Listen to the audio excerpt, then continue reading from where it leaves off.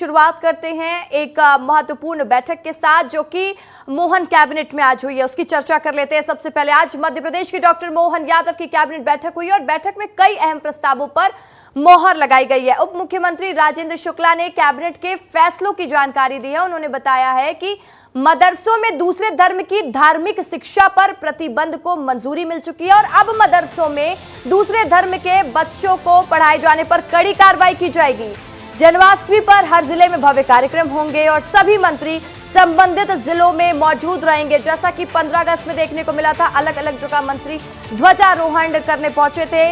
जन्माष्टमी का कार्यक्रम भी भव्य मध्य प्रदेश में मनाया जाएगा।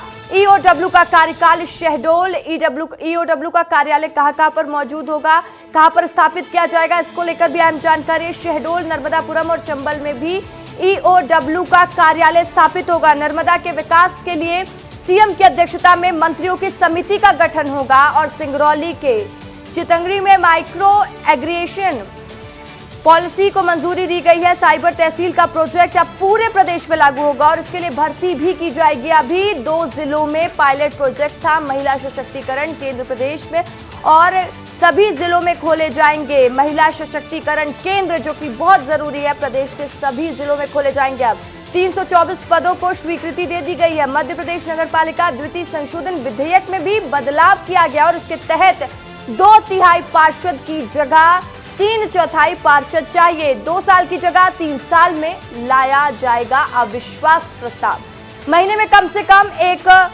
प्रभार वाले जिले में रात बिताएंगे प्रभारी मंत्री। तो देखिए, ये बहुत अच्छी चीज हो जाती है जब ऐसा सिस्टम तय किया जाता है और साथ ही ट्रांसफर पॉलिसी को मंजूरी नहीं मिली है। भ्रष्टाचार के विरुद्ध तंत्र को मजबूत करने के लिए अभी ईओडब्ल्यू का जो कार्यालय 10 संभागों में से 7 संभागों में संचालित है, 3 अन्य संभागों में भी शहडोल, नर्मदापुरम एवं चंबल में भी ईओडब्ल्यू के पुलिस अधीक्षक का कार्यालय स्थापित करने का निर्णय लिया गया है कि साइबर तहसील का प्रोजेक्ट तेजी से आगे बढ़े, क्योंकि राजस्व विभाग की सेवाओं के प्रदाय में उत्कृष्टता सुनिश्चित करने के लिए साइबर तहसील से लोगों के राजस्व से रिलेटेड नामांतरण, बंटवारा और नक्शा तरमीम से लेके और तमाम तरह की जो चीज़ें हैं उसमें काफ़ी निराकरण में काफ़ी तेज़ी आएगी। मदरसों में अन्य धर्म की धार्मिक शिक्षा पर प्रतिबंध जो स्कूल शिक्षा विभाग ने आदेश जारी किया है, जिसमें अन्य धर्म के लोगों को ये मजबूर न किया जा सके कि वो मदरसों में उनके द्वारा दी जा रही शिक्षा के लिए बाध्य हों। और ज्यादा जानकारी के साथ मेरे सहयोगी अंचल शुक्ला मेरे साथ लाइव जुड़ चुके हैं। अंचल, आज कैबिनेट की बैठक में कई अहम प्रस्तावों पर मोहर लगी है। मध्य प्रदेश की जनता को किस तरीके से फायदा होगा आज के फैसलों का?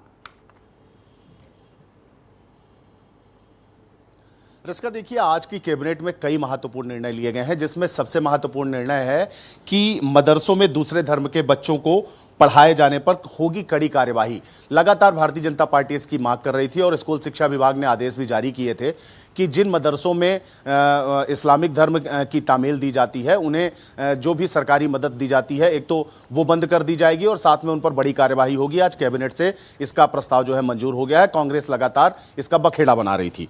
दूसरा जो सबसे बड़ा फैसला है वो ये है कि जन्माष्टमी का कार्यक्रम जो है बहुत भव्यता पूर्वक मनाया जाएगा। सारे मंत्री अपने जिलों में कार्यक्रम करेंगे और साथ में एक महत्वपूर्ण निर्णय है, अभी कुछ दिन पहले ही प्रभारी मंत्री जिलों को दिए गए थे, तो उस कैबिनेट में ये आदेश भी पास हुआ है, ये भी तय हुआ है कि सभी प्रभारी मंत्री महीने में कम से कम एक रात अपने प्रभार वाले जिलों में रहेंगे। इसके अलावा ईओडब्ल्यू का कार्यालय शहडोल, नर्मदापुरम और चंबल में स्थापित होगा।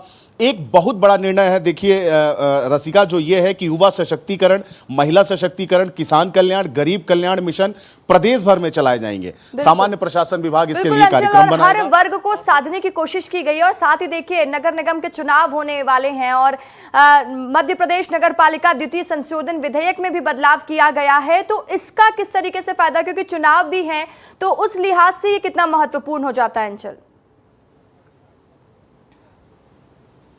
देखिए अभी 2 साल में कभी भी अविश्वास प्रस्ताव लाके और नगर निगम अध्यक्ष को मतलब होता क्या था, जब पर्याप्त बहुमत नहीं होता था तो इस तरीके की बातें सामने आती थी। इसको रोकने के हिसाब से भी और नगर निगम क्षेत्र में जो काम है सुचारू रूप से चल सके इसको भी ध्यान में रखते हुए, क्योंकि कई बार इससे काम भी प्रभावित होते हैं, इसको भी ध्यान में रखते हुए इस तरीके का निर्णय लिया गया है। और इसके अलावा जो एक महत्वपूर्ण है रसिका, मैं आपको बताऊं कि साइबर तहसील परियोजना ये बहुत महत्वाकांक्षी परियोजना रही है भारतीय जनता पार्टी और मध्य प्रदेश सरकार की। तो साइबर तहसील परियोजना का विस्तार पूरे प्रदेश में होगा, सारी जो तहसीलें हैं उन्हें हाईटेक किया जाएगा। तो ये कहीं ना कहीं इस बार का जो कैबिनेट है और आज की जो कैबिनेट हुई है उसमें जो निराशा हाथ लगी है, एक बार फिर से जो तबादला नीति थी उस पर सहमति नहीं बन पाई है, उस पर कोई भी निर्णय नहीं लिया जा चुका है। तो एक बार अभी फिर से इंतजार करना पड़ेगा कि कब तबादला नीति। कहीं तो निराशा हाथ लगी है लेकिन कई योजनाओं पर मोहर भी लगी है। तमाम जानकारी के लिए शुक्रिया आपका।